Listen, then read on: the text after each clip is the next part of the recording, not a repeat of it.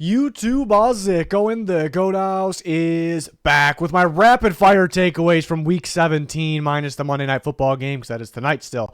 This one's going to have to be rapid fire. There's football on all day. We got to catch some of that and want to get to an updated mock draft after those semifinal playoff games too. So apologize if anyone looks forward to those lengthy recap videos. It's not going to be the case this week. Kind of in that playoff mode already. Cannot wait for our playoff content here. So join us. Any links you're looking for, pinned in the comments section. The Thursday game was Cowboys 27, Titans 13. I predicted a 24-10, so 14-point game. The way I predicted the score, it looks like the game went as expected. Maybe not so much, though, actually, despite the score. I think the Titans played the Cowboys a little tougher than expected. Tough task for Josh Jobs. They still got a solid defense. They made some plays stopping a run, made some plays with the air. Kevin Byard picked off Dak Prescott 2 times. All-time leader interceptions for the Titans era. So that's pretty impressive. Cowboys get the job done. Better team. Titans look like a preseason team, though. Cowboys still a little sloppy as we approach the playoffs. Next game, Cardinals and Falcons. Really what was on the line of this game was just a better draft pick. So at the end of this game, the Falcons clutched up and won at the last second. And are the Falcons fans happy about that? Do they want a better draft pick because they're inching closer to being in position to get that quarterback in the future? So now maybe not so much. Cardinals, it helps their draft position. Obviously, they're gonna keep that early pick with a last-second loss. So that's kind of my takeaways from this one. The Cardinals had it for most of this game, actually. Falcons found a way to close it out at the end. With that field goal to get down there. Obviously, David Blau played in this game, but was all right for getting thrown in there. It just those two teams that play, games end up being kind of close when they play the weaker opponents, and who's going to pull it off in the end. It's kind of the story of these two teams here. So a 1-point win for the Falcons kind of went pretty much as expected. Bears and Lions.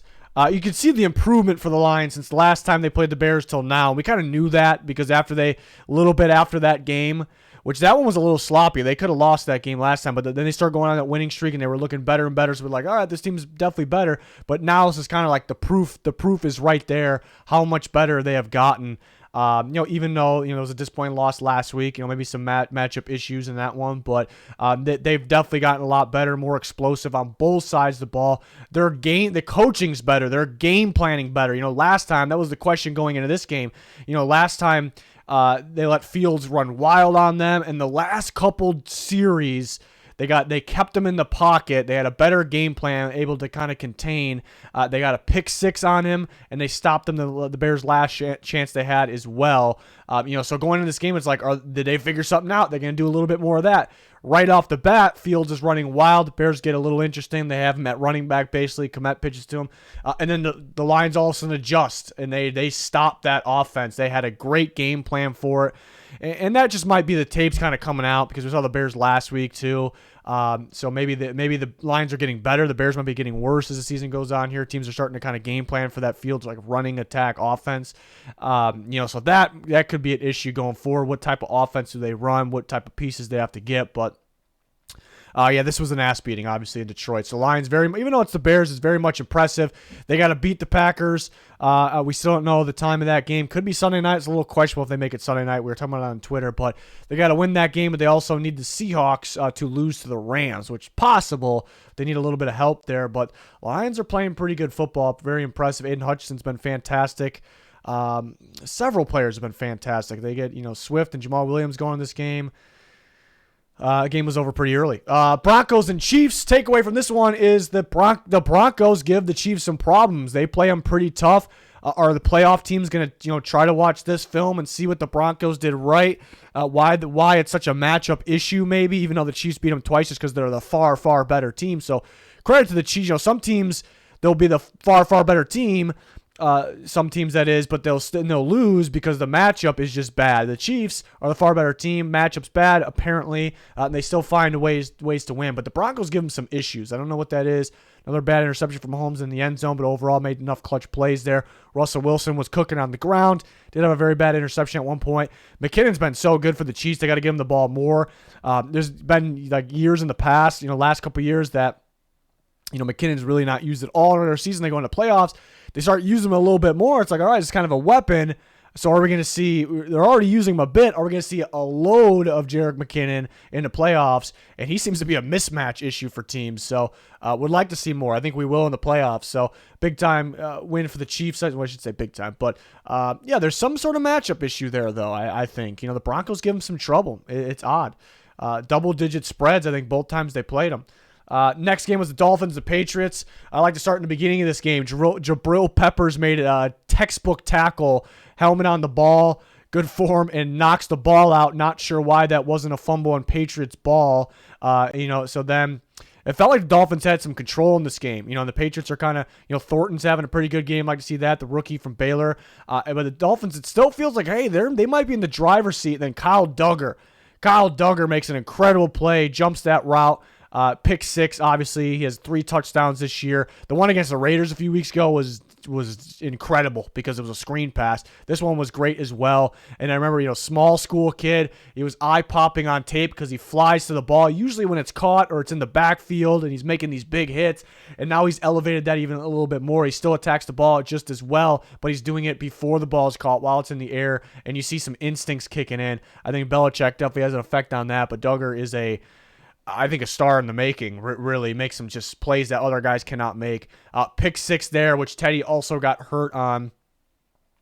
And he got ripped last year for not trying to make a tackle on a pick. He got absolutely ripped, and now he's trying to do it, and he gets hurt on it.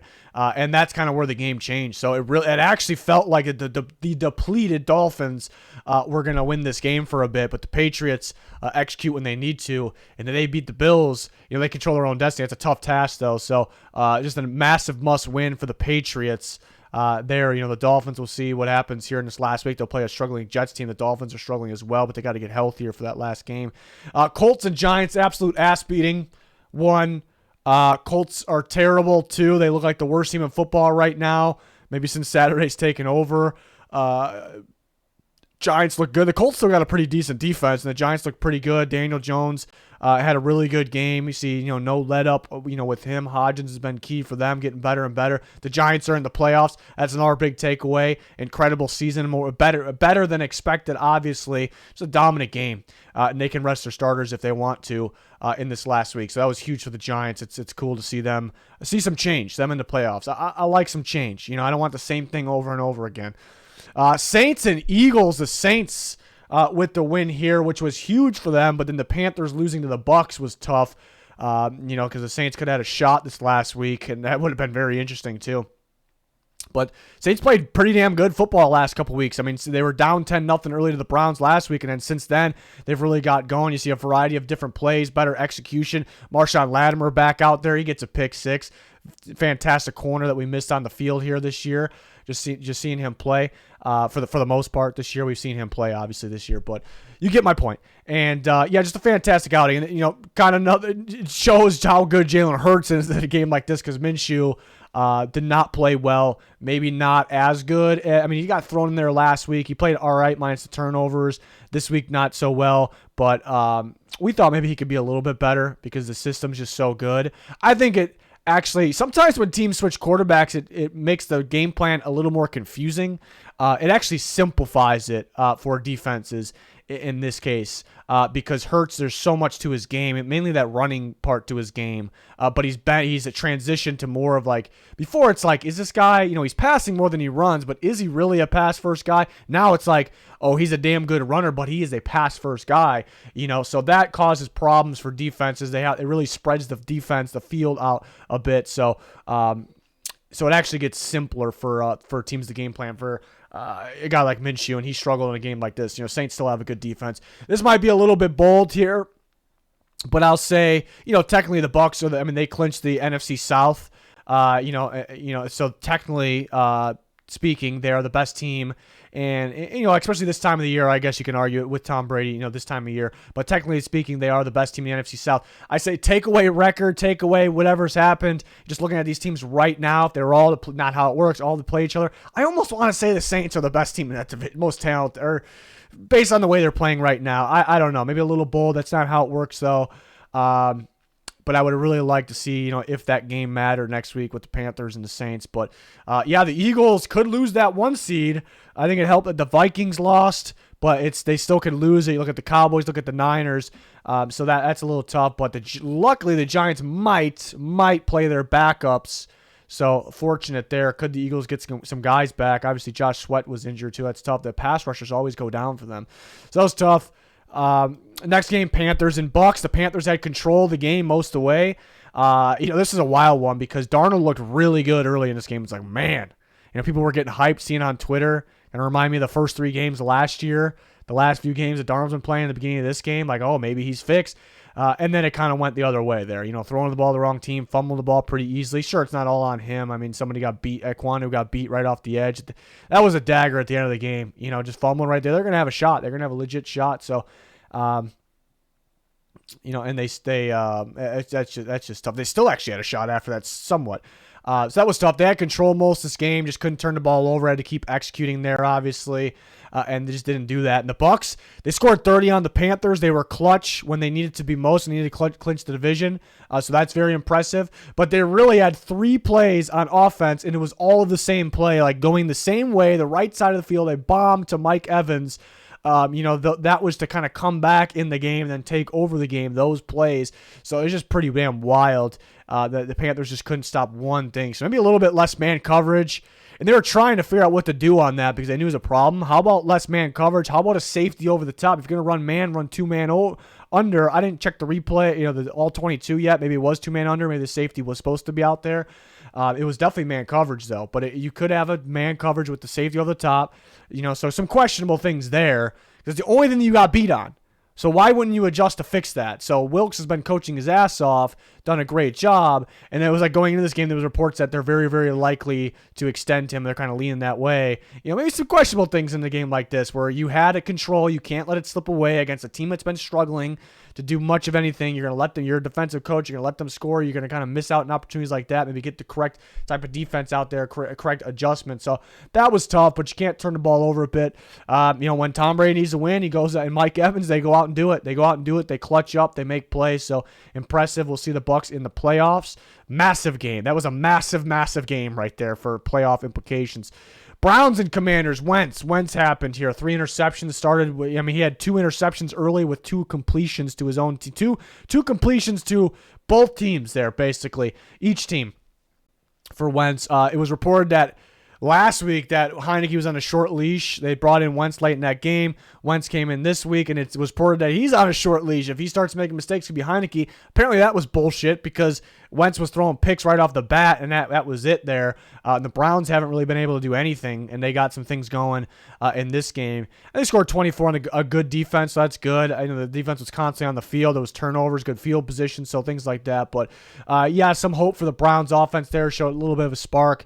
Watson connecting with Cooper, we saw that as well. One thing I didn't like was that 4th and goal QB draw to Watson, a little too far for that, in my opinion. That's the only thing I didn't really like from the Browns, but they execute this game. It's a tough one for the Commanders. It just goes back to that Giants game a few weeks ago, Sunday Night Football. And the one that tied. Like, you got to win those games. They just ran the ball a bit more. I know there's some questionable calls in that second one, but if you just ran the ball a bit more in both of them, because the Giants can't stop the run, and you're very good at running, you win both those games. Instead of a tie and a loss, you win both those games. Like, I'm talking a matter of a few more runs. I realistically think they win both those games, and at least one of them, and the season's just totally different. So, pretty tough. They need a quarterback. They should be in the market for Derek Carr, I would imagine. So, look out for that. Jaguars, Texans. Jaguars, kind of prove that they're a lot better football team than they were earlier in the year. I mean, their starters played the whole game last time, and they lost to the Texans. It was the Texans' only win for a bit. They beat the Titans last week, obviously. And they played the starters for a half of football this week, roughly, maybe a little bit more for some of the guys, and they win 31-3. They continue to make plays. It's a young team, new coaching staff that continues to get better and better. They got a lot of talent on that team. It's showing. They still might not be in the playoffs. I would expect them to be able to beat Josh Dobbs and the Titans, and they'll be in with which could be a epic, I think, first round match between the Chargers and Jags. I think it's a game that can go either way. Jags actually handled them earlier in the year when they were, and they're better now. I think the Chargers are a lot better as well. Niners and Raiders, absolutely wild game. Jarrett Stidham comes in and actually gives the 49ers problems. He's escaping pressure. He's making these clutch throws. Guys are leaking out wide open. It was pretty wild. And my biggest takeaway from this one is, I guess, apparently in McDaniel's offense, fit's always important for the quarterback.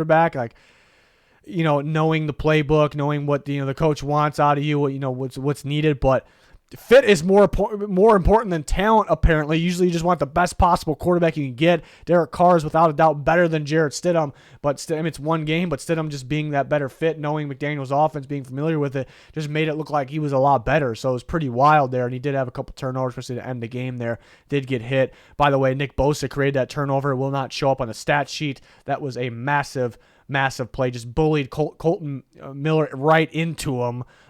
Created that interception. Basically a ball game. I did not expect this to be a shootout. Weird from the Niners defense. Was it just, a lot of time it's like tough game plan because we haven't seen this quarterback. They're going to run more of the McDaniels offense. It's really not fully on tape, perhaps? Question mark.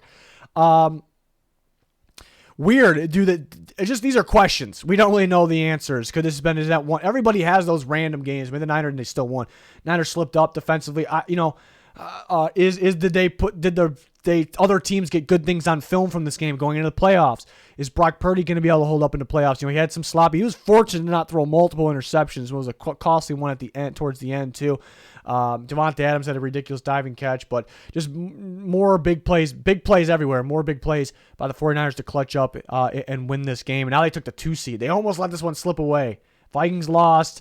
They knew they lost, long before this one was, over. That one was over, and they almost let this one slip away, but they pull it off. Going to be interesting to see what the Raiders do with the quarterback position. It just sounds like it's almost a sure thing that Carr will be traded. So pretty damn wild.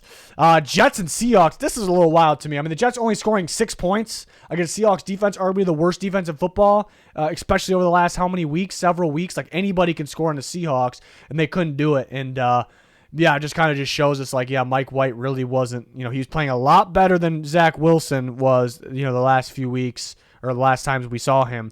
And he was playing some decent football, but I think people are starting to go Mike White's pretty good. Maybe is he the quarterback of the future? You start mentioning Derek Carr, Jimmy Garoppolo for the Jets, and there's not all, but some fans are Mike White, hold on a little bit, back up a little bit. All right. So we saw it happen, threw the ball 40 whatever times.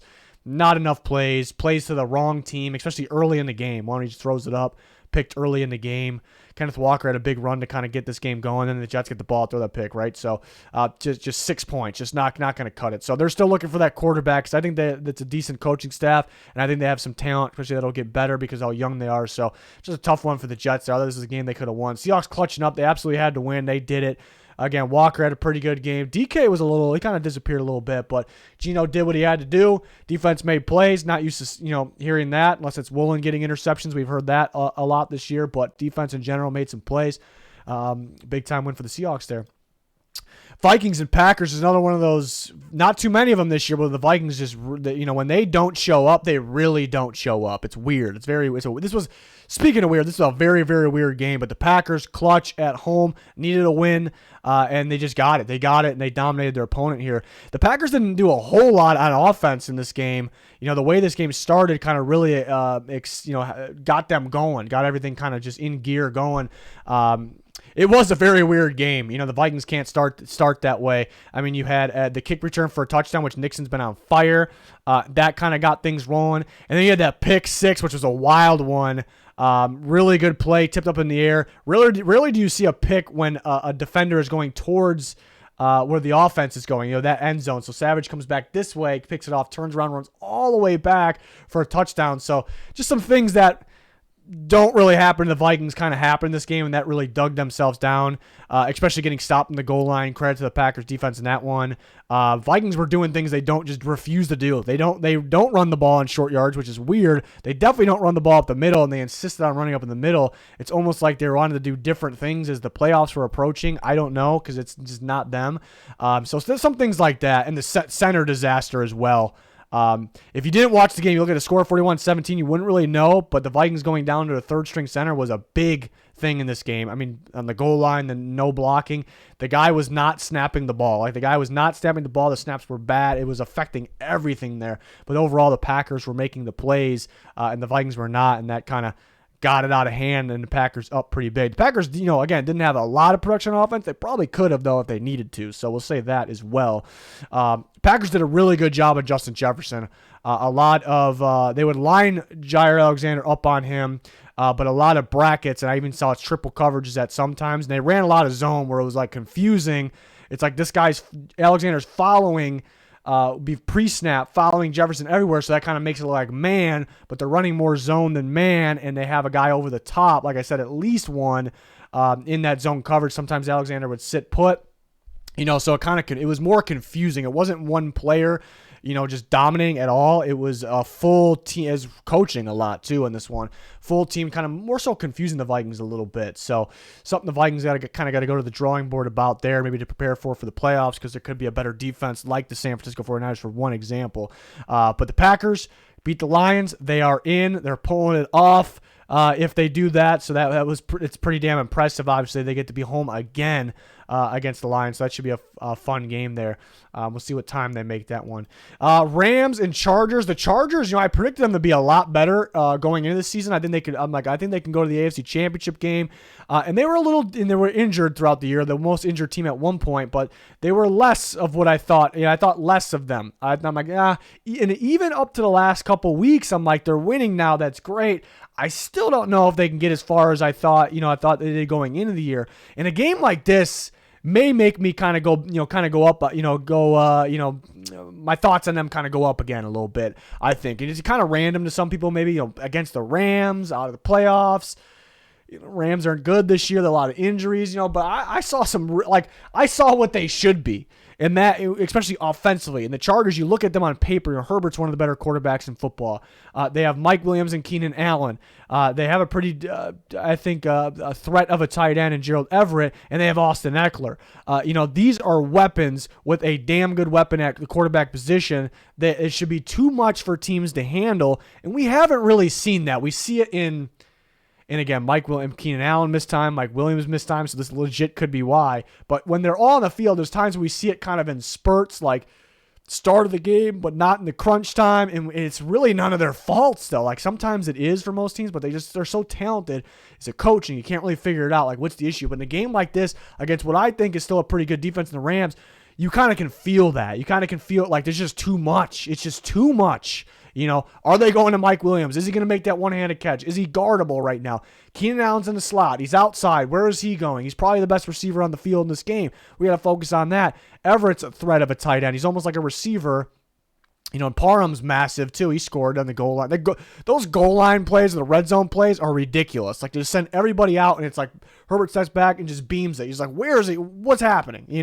So, and Eckler went crazy. So that's what I want to see from the LA Chargers. And maybe it's just that they're healthy and they're finally getting going together. So maybe a freaking sneaky team in the playoffs here. Coaching still a little bit of a question. In crucial moments, they've kind of let us down. So we'll see. But that's my big takeaway from the Chargers there. And then Sunday Night Football. Was this a repeat of the Raiders game for the Steelers? I think it was the same. It was the same thing. All game, they move the ball better than what the score is showing. They have 0 touchdowns, so the score isn't showing. And they move the ball great. But, so what's happening? In the first drive of the game, I felt like they should have got 7. They missed a face mask on that, but they couldn't execute. They tried to jump ball to Pickens. That was really good coverage. I thought they should have got 7 on that. They missed a field goal at one point. But what's happening? I felt like they were down they were down 13-3. It felt like they were outplaying the Ravens maybe a little bit. Maybe it was close, and it just wasn't showing. But they get the ball at the end of the game. They make some clutch stops. They get the ball at the end of the game. And Hayward had a costly penalty at one time, so they were kind of just beating themselves. It felt like a little bit, and they dropped an interception or two at one point early. But at the end of the game, they get the ball back. I kind of knew they were going to score. I kind of felt like it was the same thing as last week. I am so impressed with Kenny Pickett. I am very much impressed with Kenny Pickett. There's still some moments It's not a big deal. That's the difference. That people, every time there's a quarterback that's young and he has kind of the growing pains, those moments, like, oh, he's young, it's okay. And I understand for the most part, but you got to understand the situation, what's happening. Like, is it something that's going to continue, or is it something that, is just happening because there's a lot on him, and things like that. Kenny Pickett, when he makes mistakes, I'm not worried about it too much at all. And then he clutches up. He kind of bounces back, gets out of that, and he makes some epic plays, escaping pressure, throwing on the run. He's seen the field a lot better every single week. Makes some clutch throws. That touchdown Najee Harris, it may look like it to some people, but that is actually not an easy play at all. That's not. So I am very, very impressed with Kenny Pickett. I can see the improvement, so that's a guy to watch. Is he going to be this elite quarterback? I don't think he's going to be an elite quarterback. He's not going to be, Mahomes, Justin Herbert, Josh Allen, Joe Burrow. He's not, I don't think he's going to be those guys. I don't need to be those guys, but he's a guy to watch. He's coming along pretty damn good. He's pretty clutch. It helps being on the Steelers, which are kind of known for that, but they don't have the best offensive line. They don't have the best play calling at all times either. But I think he could be a lot better than what a lot of people expected there. I think he could be a damn good quarterback, and I'm just impressed. I don't know what to say. I'm very much impressed. But they made plays when they needed to. The Ravens, if they had Lamar, maybe, so that's pretty tough. Just not enough there. They did have this game. Why can't they put it away? I just don't think it's enough. You got to make that stop at the end of the game. But their defense did do their part most of the game. Najee got going. That was pretty big. I like that Najee gets going at the end. It's almost the same game as last week. It's just the same guys. It's the same thing. It was almost the same thing. So Steelers clutch. Could they sneak into playoffs again? It's very possible. Pretty impressive. Ravens, Bengals next week could be a big one there if they're playing for the division. But, I actually, during the picks video, I picked the Ravens. The next day, I switched to, in the score predictions, you found that out. I switched to the Steelers. So I was glad I did that. I was a little scared during most of this game, but clutch win for them. So that's going to wrap it up. End up going a little longer than I thought it would. The recap video for this week, we got a bunch of videos coming out. Going to update a mock draft. We got our weekly picks and more playoff content will be great. We have different type of content for that every single year. Off season right around the corner as well. Black Monday a week from today, where coaches will be fired. So a lot to go over. Make sure you follow us on Twitter for the instant reactions, instant updates. Links pinned in the comments for anything you look for. That's going to do it. Thanks for watching. Goodbye.